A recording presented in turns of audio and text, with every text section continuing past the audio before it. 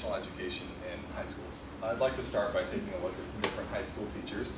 So first we have our English teacher, foreign language teacher, our history teacher, math teacher, all look fairly similar, same attire, up in front of a classroom with a whiteboard, well, chalkboard in this case. So we're all very familiar with this situation. Let's take a look at a different type of teacher.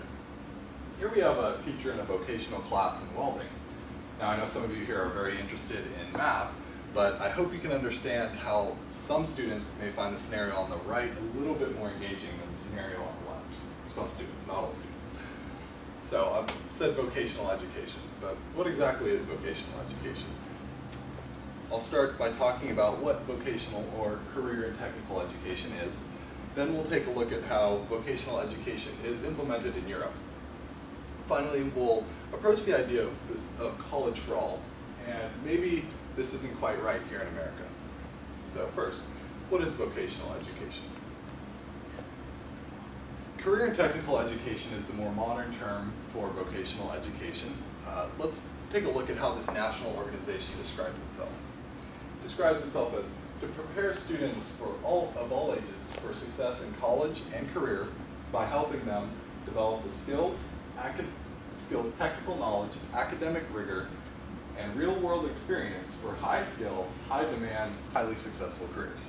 Now, this is a fairly wordy description, so let's boil it down and see what they mean.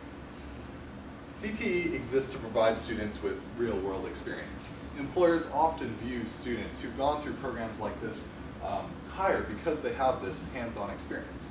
I spoke with my employer from this last summer about what he thinks of people who've gone through these programs.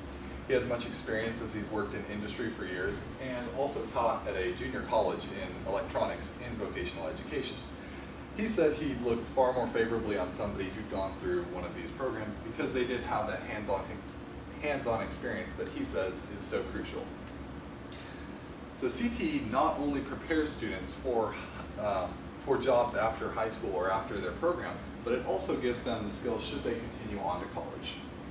CTE is set up so that it starts in high school and continues on in junior colleges, but many students don't enter until junior college.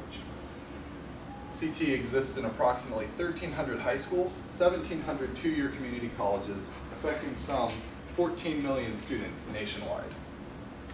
I emailed a teacher at my local high school, Sarah Hurdell, and asked her about her experience teaching in a vocational program. She teaches in agricultural science, as that's her area of expertise, so that would be classes in agriculture and farming. And she says that it's a great program that captures the attention of students that may not be engaged in a normal setting. She said students who go through their normal, traditional classes and maybe aren't so motivated come to her classes and are with hands-on projects and are much more engaged. She says she also works with other teachers in English, math, and science and creates cross-disciplinary projects which reinforce what's learned in the traditional classroom in her classes. So, CTE courses also cover many of the University of California A through G requirements. I'm sure many of you are aware of these. They're the high school classes that the UC system mandates students to take, basically. So, we've taken a look at how CTE is treated here in America. But how does Europe treat vocational education? In general, vocational education is far more prevalent in Europe than it is here. We'll take a look at Finland and Denmark and how they treat vocational education, as it's a kind of a generalization of how many other European countries treat vocational education. They keep all students together in the same classroom, same traditional classroom, through about 9th or 10th grade, after which students and parents make a decision whether the student should move on to a vocational track or stay in this academic track. The key here is that this is a decision made by the parents and students. Let's now take a look at how Germany treats this. Germany treats this quite differently. It's rather than the parents and students making this decision, test scores, career aspirations, and grades determine which track the students will go into. And students are channeled around 4th grade into one of these different tracks. Many states in Germany do have a 2-year transitional schooling before one of these tracks, but students still must make a decision by about 6th grade. So, there are 3 different tracks, like I said, The first is the Hauptschule, the second Realschule, and the third is Gymnasium. First, let's look at Hauptschule. Students graduate from this program around the age of 15, after which they can either enter into full-time career training or can go into something called the dual system. I think this is a very effective system. It takes students and puts them in a paid internship for 3 to 4 days per week. Then the other 1 or 2 days per week, they are sent into a classroom which reinforces what they learn in their internship. Second in the track is the Realschule. Now the Realschule is very similar to the Hauptschule, but it's 2 or 3 years longer.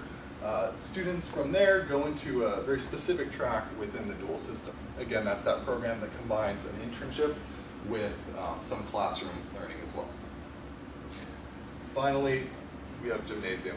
This is essentially the same as college preparatory high school here in the United States. So students will go on to German universities after graduation. So, like I said, in general, vocational education is far more prevalent in Europe than it is in America. Here you can see Austria, the Netherlands, Czech Republic all have fairly high, over 60%, almost 70% participation in vocational programs. The purple indicates students in programs like Germany's dual system, where you combine a internship with some classroom experience.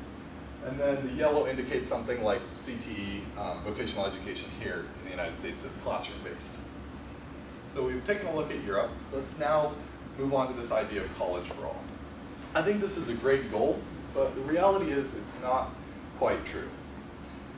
Currently, about 38% of young adults between the ages of 25 and 34 have a degree past high school. Given this statistic, I really think we need to look at ways to keep students more involved and engaged in school, in high school. The Harvard Graduate School of Education released a report in 2011 outlining their findings of how schools leave out certain students. They called this group the forgotten half. This is the 50 to 60% of students who really won't continue on in education past high school. The Harvard report says college for all might be the mantra, but the hard reality is that fewer than 1 in 3 young people achieve the dream. Fewer than 1 in 3.